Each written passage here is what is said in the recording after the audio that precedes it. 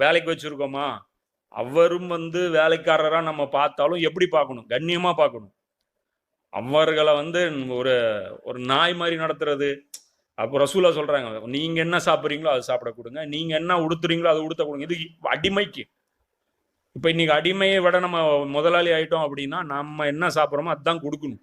ஏன்னா நம்ம உக்காந்து அந்த இடத்துல மீன் சாப்பிட்டா அவனுக்கும் தோணும், அந்த வாசனையில சாப்பிடும் தோணும். முதலாளிங்கிறதுனாலலாம் அவனுக்கு தோணாமல் இருக்காது. அப்போ அதனால அவனுக்கு முதல்ல கொடுத்துட்டு தான் நாம சாப்பிடணும். இதெல்லாம் மிஸ்டேக் நம்ம வயலேஷன் பண்ணும்போது என்ன நடக்கும்? நம்ம வந்து அந்த அல்லாஹ் வச்ச அந்த சோதனையில தோத்துட்டே வருவோம். அப்போ இது ஒரு பக்கம், இது ஒரு சோதனைக்காக அல்லாஹ் வச்சிருக்கான்.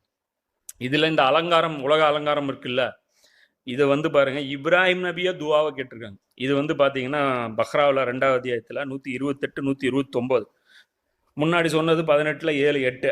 இப்போ எங்கள் இறைவனே, மேலும் எங்கள் இருவரையும்